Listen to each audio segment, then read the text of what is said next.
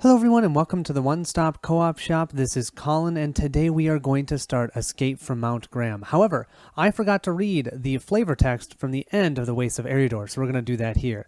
Feel free to jump ahead if you'd prefer. There are timestamps below. They had endured the freezing cold and the biting fangs of evil wolves for many days, traveling as far as they could by day and fending off fierce attacks each night.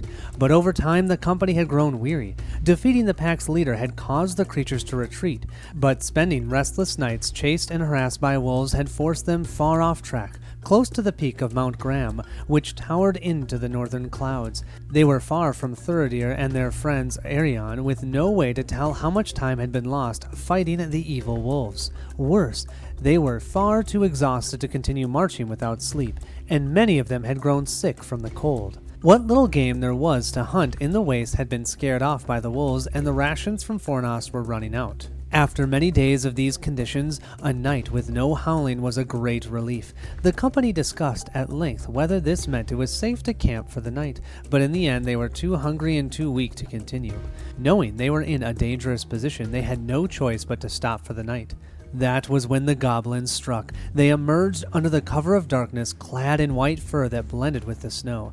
The sentries that kept watch were taken from behind, pulled to the ground, and gagged. One spotted the approaching goblins and called out, but was immediately struck by goblin arrows. The sentries' shouts woke the rest of the company, but taken by surprise and outnumbered nearly 10 to 1, the odds were grim. The largest of the goblins stepped forward and grinned wickedly. "Surround them! Don't let any escape!" it bellowed. "Gronok wants them alive!" The ensuing battle was futile. The heroes fought valiantly, but the heavy snow impeded their movements and the goblins had a strong upper hand. Most of the company was knocked unconscious or cornered and surrounded. Others fought to the bitter end, though the goblins seemed to be trying to take as many captives as possible. Those who resisted and could not be captured were pierced with stone arrowheads or spear tips and left to bleed in the snow. The heroes were forced to submit, disarmed of their weapons and bound. They looked amongst themselves for a moment before they realized that Emethro was no longer standing among them. They weren't sure if his body was among the slain. "Come along now, lads," the larger goblin growled, pulling one of the heroes to his feet and forcing him to march at spear point. "Mount Graham awaits." Now we'll move to the escape from Mount Graham. Escape from Mount Graham. Blindfolded, the company was marched into the tunnels of Mount Graham. It seemed they walked for miles uphill and through many winding corridors. When the blindfolds were removed, they were deep in the heart of the goblin stronghold with no knowledge of an escape route. Gornok's dungeons were gruesome and awful. They smelled of rot and decay, and the floor was damp, covered in frost and slime. Flickering torchlights scarcely illuminated the dungeon's halls. The goblins separated the companions and brought them down different tunnels, passing by chambers filled with wicked instruments. Cries of lament and pain echoed throughout the dungeons, filled them with dread. The companions were thrown into separate prison cells, all windowless and scaled with frost. Some were dragged to cells close to the dungeon's entrance, and others were brought much further into the belly of the dungeon. Each was alone. Any attempt on their part to call out to their companions was met with a swift beating. One by one they were brought to the chamber of Gornok, who interrogated them cruelly at the edge of a knife or a whip, adding to their scars and their misery whenever they gave an unsatisfactory answer.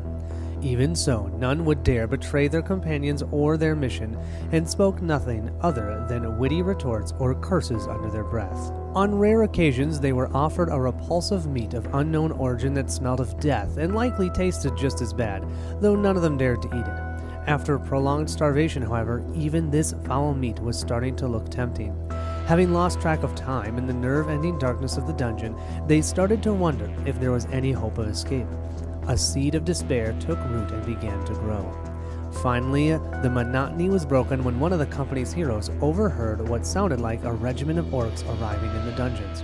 "Gornok!" a familiar voice bellowed, his voice echoing throughout the halls. "We have come to claim your prisoners in the name of Drukanar." The hero stood in her cell and leaned against the cold bars, trying to see past the darkness. There could be no mistaking that voice, warped and tinged with evil. It was Eriador, the wraith they had confronted in Fornost, the one who had taken their friend. "But we are the ones who captured them. They are our prizes, not yours, and I'm not yet done playing with them," Gornok protested angrily with Eriador's presence. The voice of Thuridir was cold and imposing. Remember to whom you speak, he responded. Lord Dukanar has claimed these for his own. Bring them to Karndun at once. They will make fine soldiers for the Lord of Angmar. There was a long, sinister pause. Or do I have to remind you what Lord Dukanar does to those who do not obey? The hero clenched her hands over the bar of her cell, surprised at the mention of Lord of Angmar. The argument between Thuridir and Gornak grew heated. Several of Gornak's guards ran out of the hall, presumably heading to where the argument was taking place. The hero shuddered to think of what fate might befall the goblin who defied Thuridir, or worse, the fate that awaited the hero's companions. Just then, a faint light crawled across the walls, and the lightest of footsteps approached the cell. The shape of a hooded man appeared, illuminated dimly by the light of the torch. The hero drew away from the bars cautiously. "Don't fret," the man whispered, and Amathril pulled down the hood that covered his face. He raised a keyring and unlocked the door to the cell, and a wave of relief washed over the prisoner. "Amathril, you came back for us," the hero whispered, exiting the cell and embracing the ranger. "Of course. After the battle with the goblins, I escaped and managed to track down everyone in this mountain. I couldn't find a way in at first, but when Thuridir and his orcs arrived, I slipped in behind them. Once the jailer was distracted, I made my way to your cell. The way I came is now guarded by orcs from the north. However, there is another exit, a hidden gate high in the southern end of the mountain. I overheard one of the goblins talking about it." "Good," the hero replied. "We'll find as many of the others as we can and make our way out of this southern gate." Amathril hesitated for a moment and clenched his jaw. If Thuridir is here, that means that Eriador is here as well. He must mean to bring us all north to Karndun together. He handed his keyring to the hero, closing the companion's hand around it. "There are many more of our company imprisoned here. Find them and make your way to the southern gate. I will try to find Eriador and meet you there." The hero nodded, and the two clasped forearms. With that, the ranger quietly headed back the way he came. The newfound sense of freedom gave way to anxious dread. The halls were quieter than ever before. Alone and without weapons or gear, the task ahead was daunting. Even so, the rest of the company could not be abandoned. The hero steeled her resolve and went to work. In this scenario, we have a captured deck. So when setting up the Escape from Mount Graham, Stage 1A instructs each player to prepare a separate captured deck. A captured deck represents the allies, heroes, and equipment taken from each player's party that we must find and recover before they can be played. To prepare a captured deck, I will remove all allies, items, mounts, and artifacts from the decks and shuffle them together. This pile is now referred to as your captured deck. A captured deck does not have its own discard pile. If you would discard, it just goes into your regular discard pile. After preparing your captured deck, each player chooses only one hero to be his or her starting hero. Then each player randomly sets aside one of his or her other heroes face down. Shuffle any remaining heroes into the owner's captured deck, then place each face-down set-aside hero on top of its owner's captured deck. So it's going to be one of the first ones that you find will be at least your second hero. Now we have Capture X as a keyword. Capture X is a new keyword in the game that represents locations or enemies that guard one or more captured cards. When an encounter card or quest card with the Capture X keyword enters play, before resolving that card's when revealed effects, each player takes the top X cards of his or her captured deck and captures them by placing them face down underneath that card. If the players are at different stages of the quest, only the player that's at that stage will perform this act. When cards are captured face down underneath an encounter card, those cards are called captured cards and are considered to be out of play under no player's control. This can occur from the Capture X keyword or from other encounter effects. If a card is captured from play, all tokens on that card and attachments on that card are discarded. When an encounter card or quest card with one or more captured cards underneath it leaves play, all of the captured cards underneath it are rescued by the owners. Rescued cards are placed in the owner's hands, but if it's a hero that's rescued, it's immediately put into play under its owner's control. Stage 2 of the game is going to require each player to create their own staging area. When each player is instructed to create their own staging area, each player sets aside an area in front of themselves to serve as their own private staging area. Only players that share a common staging area can interact with each other in any way. So we can't give each other things, we can't play things on each other, we can't help each other until we're in the same staging area. Here we have our first deck we're going to play. In case you can't tell, I'm totally into Saruman as one of our heroes for this entire Lost Realm campaign, because I'm feeling like he wouldn't love having another sorcerer take over, so he'd temporarily help us out to try and stop him, because really he wants control. He doesn't want this other, Thurandir taking control. At least that's what I'm saying in my mind. So this deck, we're actually only going to have two heroes. We're going to have Gandalf and Saruman. We're also going to use the contract, Forth the Three Hunters. And to just make this even more fun, we're going to have Saruman have the One Ring. This is from the newest expansion, the last one. You can actually use the One Ring in regular scenarios. Now, as we know, we need to create a capture deck, so I've already created that capture deck. It's only full of attachments, of course, because with that Forth Three Hunters, we're not able to put any allies in our deck, and we'll look at that in a second.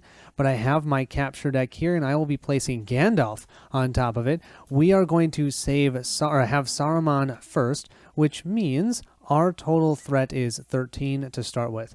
Let's take a look at both the One Ring and the Forth Three Hunters card.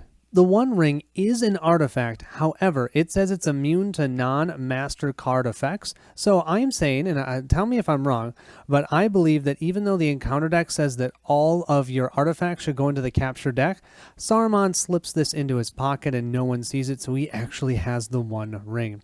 However, this setup, well, it says attach to a hero you control and search your deck for a master card. I'm not going to worry about grabbing the master card because you're going to see I have to take my hand, shuffle it back in, and just draw 3 cards. So I'm not going to worry about that. But you can see here your threat elimination level is reduced by 5. So normally we lose if we got up to 50. We're going to lose if this deck gets up to 45. However, we're only starting at 13, so that shouldn't be terrible. We also have here Forth the Three Hunters. Your deck cannot include allies. This is Future Colin telling you that I totally fail at doing this contract correctly in this playthrough. The first thing I forget is that I can reduce the cost of the first restricted attachment you play on each of your heroes each round by 1. 100% forget about it throughout the whole playthrough. The second thing is the moment that I have 2 restricted attachments on my characters each, I will flip over that contract immediately. I have to wait until the refresh phase to do it. It says refresh action, not just action. Totally going to miss that here. I will going forward. I do use this in a future playthrough and I will make sure to do it right. My apologies. Now back to the regular scheduled video. Each of your heroes can have 1 additional restricted attachment. Reduce the cost of the first restricted attachment you play on each of your heroes each round by 1.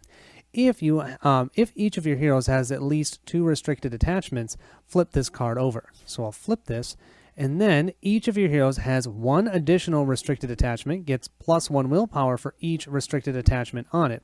And then you can exhaust this card to heal 1 damage from each of your heroes.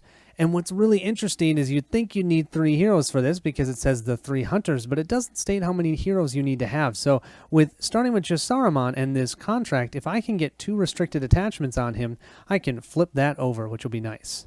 On this side of the board, we're going Noldor. We're also going only 2 heroes. We've got Círdan and Glorfindel, and we're going to start with Glorfindel out. Círdan will be on top of our capture deck. I have all of my captured, and this one does have allies, and it has the attachments of the mountain item and whatnot, so I'll put him on top of that deck. Glorfindel, as a hero, starts at only 5 threat. That's why I thought it would be a nice pairing with Saruman, who might be playing doomed cards and not have his staff, so we're going to be hitting our threat.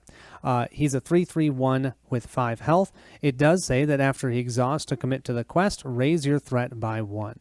Unexpected rescue. You've been captured and imprisoned by the goblins of Mount Graham. Each player shuffles their starting hand into their deck. Each player prepares a separate capture deck, which we already did. Each player adds 2 resources to their starting hero and sets his threat to that hero's threat cost. Set Southern Gate, Jailer, Gormak, and the Angmar Orcs encounter set aside out of play.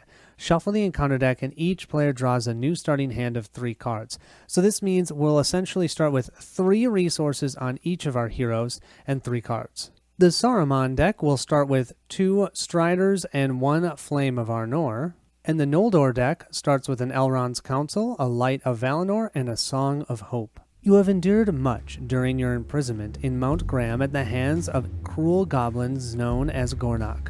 But before you are taken north as prizes for Lord Dukanar, Amathro comes to your rescue.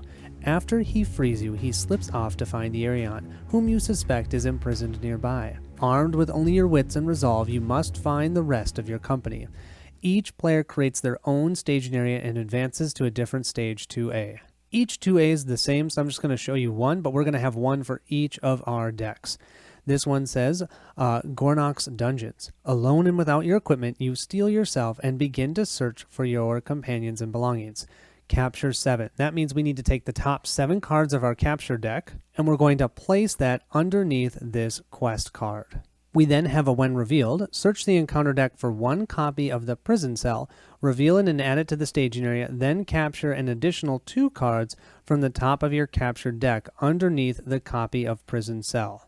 You can see here the prison one is only 1 threat, capture 1 normally, but we're going to add 2 to that, so we have 3 cards face down underneath both of these, from one from each of our decks. And remember, these are each in their different staging areas, which means when we're questing and we're doing everything, we're doing it kind of on our own until we get to quest card 3, where we'll combine together. Really cool how they do this. I will say that this is one of the easier scenarios, but it's also one of the most thematic. I think it's really interesting. We have a response. After the players travel to the prison cell, look at the captured cards underneath it and choose one to put into play at no cost. Place the other cards back underneath the prison cell. Same effect for both of them. Anytime players would place progress tokens on this quest, rescue an equal number of captured cards at random from underneath it instead. Progress is placed on the active location, of course, before triggering this effect. If there are no captured cards underneath the dungeons, join another player at the beginning of the travel phase. If you cannot join another player, all players advance to stage 3A. And I just want to show you this amazing first player token that I'm now using. Oh my gosh, I got this for supporting Cardboard of the Rings. I love it. They have some of the best swag ever. Make sure to check that out. And Chad has an awesome playthrough right now where he's doing a progression with only one of the core sets of the game all the way through the entire game. I'll put a link in the description below for his, I think he's got 58 videos done already. Check them out. They are awesome. He also uses cards, actual cards instead of doing it online, which I love. Okay, with that, we've all generated that third resource. We'll start that resource phase by each drawing a card. We have a Song of Travel for the Saruman deck, and for the Noldor deck, we'll draw a card, and we have an Unexpected Courage. For our Saruman deck, I think it's pretty obvious what we're going to do. We're going to place out 1 Strider. It says attached to a hero. While you control 2 or fewer heroes, the attached hero does not exhaust to commit to the quest. While you control 5 or fewer characters, they get +2 willpower. Yeah. Unfortunately, it's not restricted. I wish it was. But we'll get +2 willpower, and he will not have to quest, or I should say exhaust, to commit to the quest. We'll, of course, have to pay with one of our resources to do that. And then I think we might as well throw the Song of Travel on him, so he also is considered to have a blue resource. Right now, not helpful. I don't have any blue cards, but just in case I do, he's now considered blue and green. And that's all we can do for, Saruman. For Glorfindel, I think it definitely makes the most sense to play an Unexpected Courage and a Light of Valinor on him. He's going to be absolutely insane. That's going to cost all 3 of his resources, but he now can quest for free, which will not hit his threat then, and he can defend, which of course his defense is 1, but then he can defend and then ready and attack for 3 as well. We can now move to questing. I think we'll quest with Saruman for 5, and yeah, we don't have to exhaust him. We'll also quest with Glorfindel for 3, and we don't have to exhaust him thanks to the Light of Valinor. The first card we flip here will be for the Saruman deck, and we have an enemy. Capture 1. So we're going to place 1 of his cards from his capture deck underneath this goblin. It's a 2x13 with 28 for total threat. Our threat's only 13, so we don't technically have to deal with him if we don't want to. X is the number of cards in play with 1 or more captured cards underneath it. And now that's within our own staging area. So we have the quest card itself, we have the goblin, and we're going to have the location. So that's 3 cards. So he's a 3 attack, a 2-3-1-3. For the Noldor deck then, let's see what they get. They have a when revealed. Each player must either deal 1 damage to each exhausted character he controls, or remove each exhausted character he controls from the quest. Ha! We don't have to do either. See, if you have an option and you can do one of them and you can't do the other, you have to do the one that you can do, but I can't do either because Glorfindel's not exhausted, and we're not able to remove an exhausted character from the quest, so that one totally misses. This is the Saruman's staging area. We quested for 5, 4, 3, 2. We would place 2 progress on the quest card. Instead, we'll randomly grab 2 cards from this capture deck. So we gain the Wizard Pipe that will go into our hand. And the second one will be the War Axe, which will also go into our hand. For the Glorfindel deck, we quested for 3. We have 1 here, so we also get to place 2 progress, aka grab 2 captured cards. So we have the Sailor of the Loon in our hand, and the other one will be, Narya. Then I think we're both going to travel to the prison cells we have here so that we're able to play one of the cards underneath this for free with no cost. For the Noldor deck, we have 2 Sailor of the Loons and a Treebeard. Yeah, let's play the Treebeard for free, shall we? He'll come into play exhausted, but I'm totally good with that. For the Saruman deck, we have 2 Daggers of Westernice, and we have Shadowfax. Well, we don't have Gandalf yet, so we're definitely going to do the Dagger of Westernice. It's also a second restricted attachment, so we can play that out for free. The attached hero gets +1 attack, +2 instead if the attacking enemy has an engagement cost that's higher than your threat. So this is pretty awesome for Saruman because now each of our heroes can have 1 additional restricted attachment, so we can have 3 on him. He already has 2. He also gets +1 willpower for each restricted attachment that he has on him. So right now he has 2. So I had +2 because of Strider. Now I'm going to add 2 more willpower. He'll have +4. So he's just going to be insane, which actually works for Saruman. He has 3, 4, 5, 6, 7 willpower and 5 attack, potential 6, as long as he's attacking an enemy that has a higher engagement cost than his threat. As much as I want to take out that goblin, Saruman is still thinking stealth is a good idea. So let's instead just raise our threats by 1, 6 for the Glorfindel deck, 14 for the Saruman deck. We'll move the first player token over to the Noldor deck. We'll each draw a card and generate resources. We have another Elrond's Council and the Ruling Ring. And I should mention, Treebeard will also be generating resources, which is pretty awesome if you ask me. Looking at my hands, as much as I want to play cards from it, I can't really play much cards from it. So instead, all I'm going to do is move right to the quest phase. I am going to quest with Treebeard and Glorfindel over here, so that's 3, 4, 5. I am going to play Elrond's Council, because why not? If you control a unique Noldor character, give another character +1 willpower until the end of the phase and lower your threat by 3. So we'll just move our threat down to, from 6 down to 3. Boy, no one can see us. And we're giving +1 willpower to Treebeard, so we're questing for 3, 4, 5, 6. Of course, Saruman here on his own is questing for 3, 4, 5, 6, 7. No problem, but he does have an enemy in the staging area. Our first card is for the Noldor deck, and we have, when revealed, each player discards the top card of their captured deck and raises their threat by that card's printed resource cost. If at least one player discarded no cards from this effect, it gains Doomed 2. No, we're definitely going to be doing that, so we'll be discarding Windofla. That means we're only increasing our threat by 1. We'll go from 3 all the way up to 4. Ow, that really hurt. Then our next one we have is for the Saruman deck, and we have, when revealed, each player chooses one of his allies and captures it under the encounter card with the highest threat. We don't have any allies. This deck has no allies, so that totally misses. We quested for 6 on the Glorfindel side. That means we went through here for 3. We can discard the prison cell. That means we've gained all, 2 of these and put them in our hands. They're both Sailor of the Loons. That's 3, and then that means we can save 3 more of these. 1, 2, 3, come on. We have none of our heroes. We have 2 more allies and 1 item, the Silver Lamp. Over here on the Saruman side, we quested for 7, -2, because we have this guy out here, so that's 5. We will do 3 to get through this. That means we can place both of these into our hand, and then we get to grab 2 randomly from this pile. And come on, let's see Gandalf. Did we save Gandalf? No, but we got the Legacy Blade and the Gandalf Staff. Saruman was hoping to find Gandalf. This must be before they find out that they don't like each other. We are going to engage the Goblin Tormentor.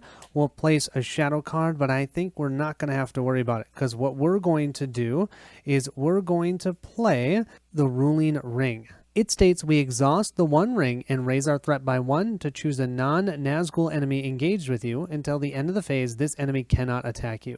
We'll exhaust the one ring, increase our threat to 15, and he will not attack us. That means, well, from what I understand, since he's not attacking us, the shadow card will not go off. We then instead can attack him for 4 plus 1, which is 5, and actually plus 2 because our threat is still lower than his. So that's 4, 5, 6. That's enough to take him out. And that also means we gain the captured card, which is the Necklace of Girion. That can go into our hand. We'll end the round by refreshing our characters here. We'll increase threats. We'll go to 16 for the Saruman deck, and we'll go to a whopping 5 for the Glorfindel deck, moving the first player token over to the Saruman deck. Saruman's deck will draw a card. We have, what is that, Defeat or Defiant Challenge. Oh, that's a great card. And we have the Fair and Perilous. Looking at our hands, I still don't think we're going to play anything. I know that sounds crazy. I think we're just going to move right to questing. Both of us don't have anything out. So we're going to push with the Tree Ent here for 2, plus the 3 here, so that's 5 in total. Over here, 3, 4, 5, 6, 7, not having to exhaust. Let's see what we get. Our first card will be for the Saruman deck, and we have the Prison Cell. Okay, we've seen this before. It captures 1, and it just has the response for when we travel there. The Glorfindel deck, we will flip this up, and we have a Doomed 3. When revealed, until the end of the round, each enemy gets minus 10 engagement cost and plus 1 attack. If there are no enemies in play, search the encounter deck and discard pile for an enemy and add it to the staging area. This means we'll move up to a total of 8 threat, and we're going to have to find an enemy. Let's do the Dungeon Guard. It will capture 1 because this is not a when revealed effect. It always happens when they enter play. So that happens even though we're not doing a when revealed here. Because it's not been revealed, we've added it to the staging area. After the captured cards underneath Dungeon Guard are rescued, the player may put one of them into play at no cost. So we can essentially play this for free, whatever it is. We quested for 7 over here on the Saruman side. We have 1 here. That means we've placed 6 progress, which means we get the last 3 cards here.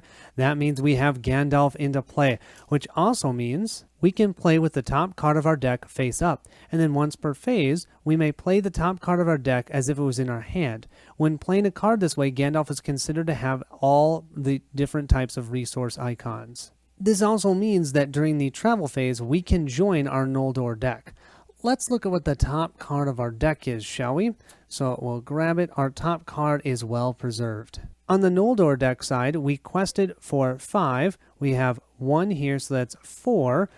We only have actually 2 left. 1 will be Círdan, and we have the other Silver Lamp. Círdan will go into play immediately. Círdan is a 4/2/2/4. Draw 1 additional card at the beginning of the resource phase.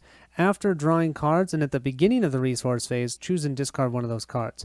So we'll draw 2 cards and discard 1 each turn, but it's super cool, and of course he's awesome and powerful. We'll then move to the travel phase, and since both of us have completed quest cards 2, we'll get rid of both of those. This is now in our combined staging area, and we'll both move to quest card 3. We have Flight from Mount Graham. Having rescued as many of your companions as you can find, you begin to make your way towards the dungeon's hidden exit. By now, Gornak is surely aware of your escape, and the orcs that were with Thuridir are now searching for you as well. When revealed, add the Southern Gate and Jailer Gornak to the staging area, shuffle the Angmar Orcs encounter deck into the set into the encounter deck, then reveal 1 encounter card per player from the top of the encounter deck. Here we have the Southern Gate. It's immune to player card effects, adds 3 threat to the staging area, needs 8 progress.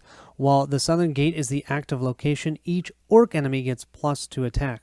When the Southern Gate becomes the active location, each player with less than 35 threat must raise their threat to 35.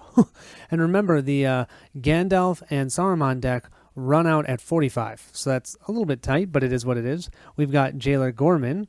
He's a 3/5/3/8. After 1 or more captured cards are rescued, Jailer Gornak engages that player with the highest threat and makes an immediate attack. We then have to reveal 2 encounter cards. Our first one is a prison cell. So now the captured one is actually going to be 2 cards, 1 from each deck, because we're now in the same staging area. After we've grabbed both of those, we then have our second one, and we have, no, not this one. Each player chooses one of his allies and captures it underneath the encounter card with the highest threat. Yeah, that's going to be the Jailer, and that means Treebeard has been captured by Jailer Gornak. No, and he's got this. He's going to set him on fire. Orcs and goblins rush to find you before you can make your escape. You must make haste if you wish to make it out of Mount Graham alive. The players cannot travel to the southern gate unless there's at least 16 progress on this stage. The players cannot defeat this stage while the southern gate is in play. If the players defeat this stage, they have escaped Mount Graham to win the game. What this means is we cannot travel to the southern gate. We are going to have to deal with this dungeon guard because the threat of that, or I should say engagement cost of that card, is only 6. So someone's going to have to engage that. I believe, now I'm not sure, but I'm going to play it this way. If I travel to one of the prison cells, I will gain one of the cards underneath there, and I believe that would trigger Jailer Gorman's effect because that card has been rescued. Or is it because of the response? I don't know, but I'm going to play it that way to make it a little bit harder. I'm actually thinking of not traveling. It's only adding 2 threat. It's really not that bad. But we are going to have to deal with this, and whoever deals with this one will have to deal with the attack. Then we defeat him. Once we defeat him, the Jailer will come make an immediate attack, but then he won't make a second attack because that will be after the whole time when enemies normally attack, that step in the combat part of the game. So let's go ahead and have the Noldor deck engage the dungeon guard. The attack will be for 2 damage. We'll exhaust Círdan to defend. We'll flip this over. It does have a shadow effect. The attacking enemy gets +1 attack, +2 instead if the defending player's threat is 20 or higher. His threat is at 8, so we don't have to worry about that. But the attack is for 3. That will deal 1 damage to Círdan. Then what we can do is use Glorfindel to attack for 3 and take him out. That means we'll rescue this, and this immediately comes out into play. We have Arwen out. That's awesome. However, now we're going to have to deal with the Jailer. First things first, we're going to have to flip this back over and lose one of the willpowers here because Gandalf has no restricted attachments on him. I need to get 2 on him ASAP. Okay, we'll remove this for now, and we'll place that Jailer right here so you can see him. Yeah, he's attacking for 5. We'll grab a shadow card. I'll defend with Gandalf. I don't love that, but he only has 2 defense. So that's not going to be great. So he's attacking for 5. This is going to be at least 2 damage. Oh, no. Capture each attachment attached to the defending character underneath the attacking enemy. Oh my gosh, if he had defended, that would have been brutal. No, instead it's just going to be a straight 2 damage for Gandalf. That did interrupt the combat phase where we're attacking, so I think I am going to do an action. Now this is going to be a doomed 2, so it's going to hit both of our threat. Each player may ready a character they control. That means the Gandalf deck will move up to 18, and the Noldor deck will move all the way up to 10. Oh my gosh, what are they going to do? However, Gandalf can now be ready. You have Gandalf and you have Saruman. Gandalf is attacking for 3, but Saruman is attacking for 4, +2 from the dagger because our threat is still less than the 44. So 4, 5, 6, 7, 8, 9.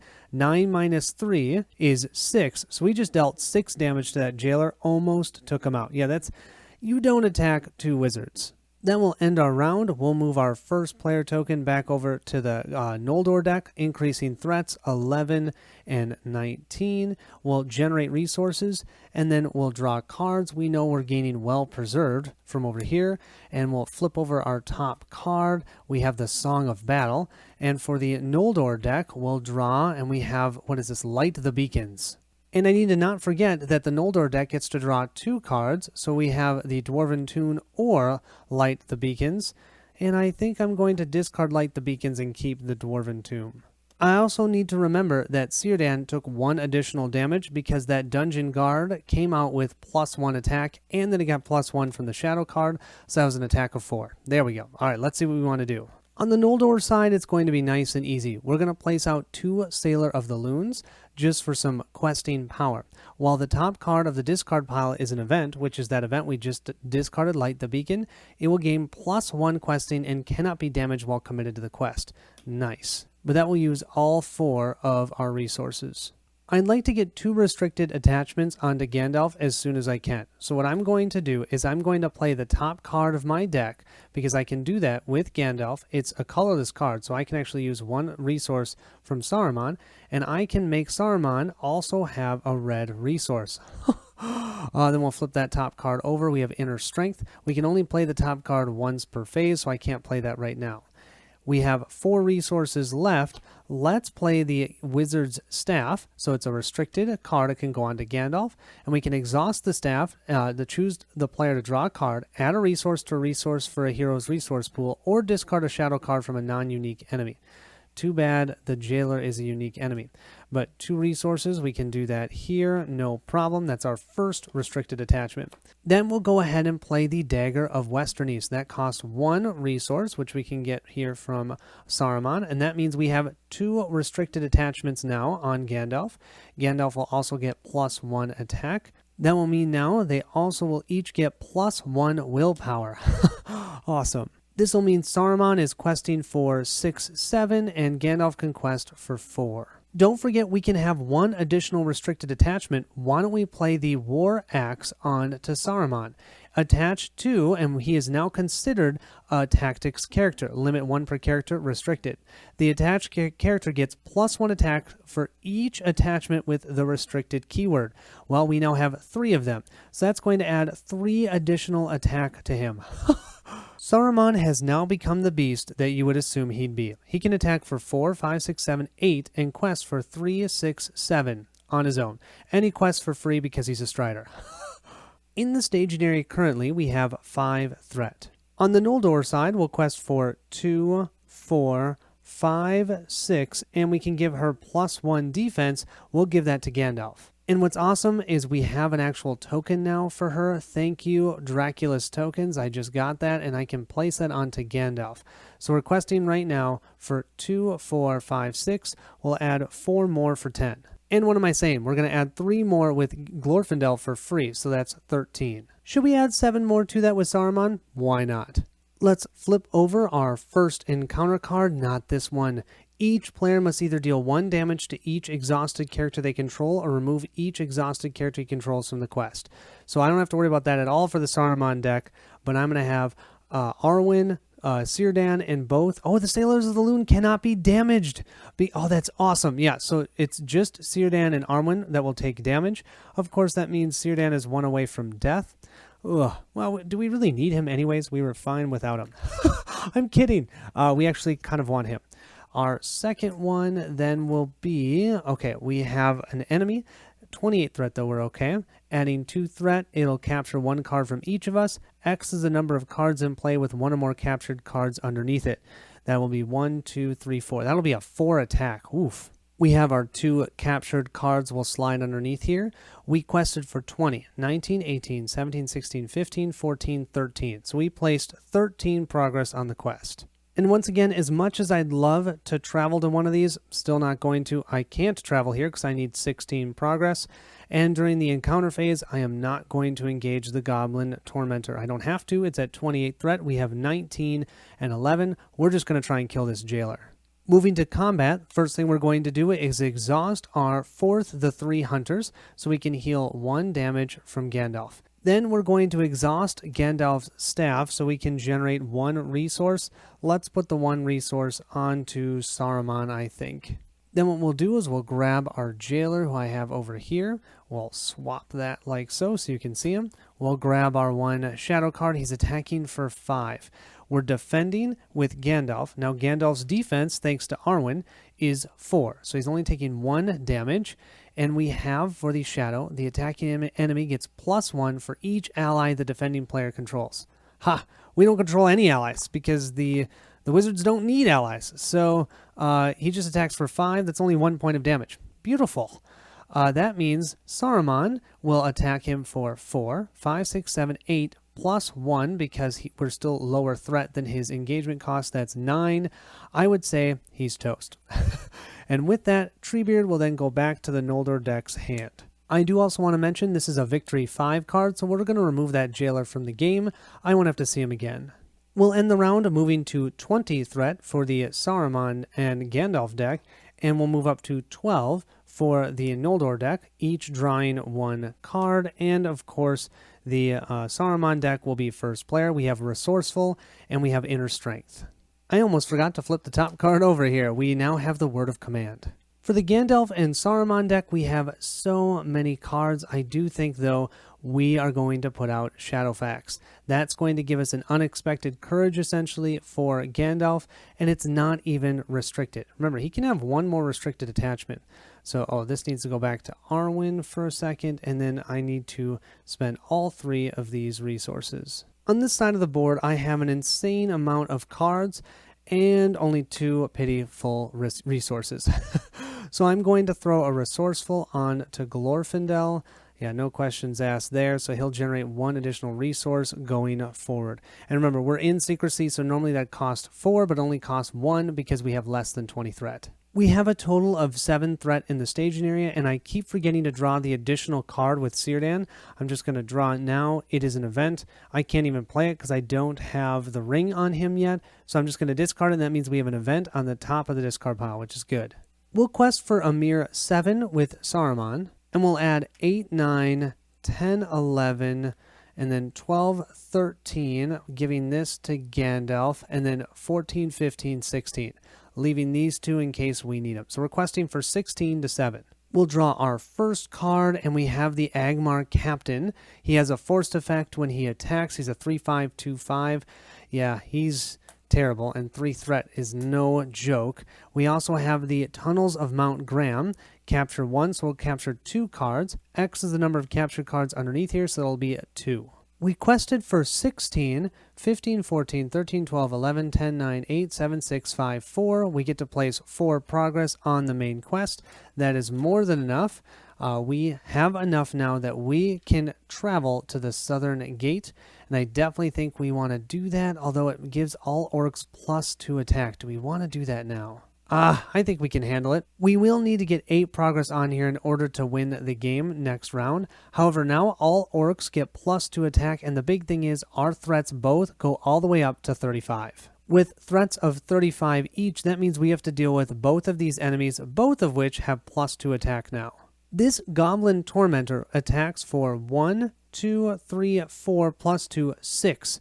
6 attack, you guys. Oh my gosh, that's terrible. I can't believe I'm doing this, but I think I'm going to have the Noldor deck optionally engage the Goblin Tormentor, and I'm going to have the Saruman and Gandalf deck optionally engage the Angmar Captain. Each of them will be dealt a shadow card. On the Gandalf side, we can use our 4th, the 3 Hunters, to heal 1 damage, and then I don't believe we used our Gandalf staff, so I can use the staff to simply discard the shadow card that's going to, oh look, it's another one of those guys, so that way the Angmar Captain only attacks for a total of 7. We have 3 + 1 is 4, so we'll take 3 damage. We're still alive. We have 1 health left. We can then use Shadowfax to ready Gandalf, and I'm actually thinking of doing something kind of fun and sad here. With Shadowfax, Gandalf can Sentinel. Can you believe it? He's going to Sentinel for this Goblin Tormentor. The Tormentor's attacking for 6, no shadow effect, but with 6 damage, Gandalf is toast. That means we lose Gandalf. He sacrifices himself, but he's doing it for the team. Saruman, however, is not doing it for the team. He's just going to kill this Angmar Captain, no problem. 5 + 2 is 7. He has 4, 5, 6, 7, 8. We're the same threat as his engagement cost, so not a +1. Also, by the way, his effect was all about destroying allies. He didn't destroy an ally. He's gone, just like Gandalf. Then we can use Círdan for 2 and Glorfindel for 3. That's a total of 5. We only needed 3 to take out this Goblin Tormentor. We'll then get to place these into our hand. The Keen Longbow will go into the Saruman's hand, and Narya will go into the Noldor deck's hand. I think it's safe to say we all know what Gandalf is saying right now. Fly, you fools! Get out of Mount Graham! Oh my goodness, I still can't believe I had to kill him off, but I didn't have enough defenders. We'll draw 1, well actually we'll move this over here. The Noldor deck will draw 2. We have Light the Beacons, and we have a Test of Will. Well, yeah, we're keeping the Test of Will. We'll discard the Light the Beacons card. And we know what this card is now because it was face up when Gandalf was out. We'll put the Word of Command into our hand. In the planning phase, the Noldor deck will play a third Sailor of the Loon. That means we have 2 resources left. I definitely want to leave 1 for a Test of Will. Yeah, I think I'm just gonna leave it there. Now I'm gonna do this so I don't forget. I am going to play an Elrond's Council, giving +1 willpower, and I will give that +1 willpower. Let's do that to Arwen. That also means we can reduce our threat by 3, so it will go 1, 2, 3 down to 33. Well, it's pretty thematically hilarious that we just have Saruman over here. We're going to play 2 cards. Inner Strength. Attach the hero with the 1 ring. Limit 1 per hero. The attached hero gets +1 defense. Exhaust the 1 ring and raise your threat by 1 to cancel a shadow effect just triggered during an attack that the attached hero is defending. Saruman would never defend, right? That's what Gandalf does. That's why he gave himself up. Then we also have Well Preserved, which also makes sense for Saruman. Yeah. Attach the hero with the 1 ring. Limit 1 per hero. The attached hero gets +1 hit point.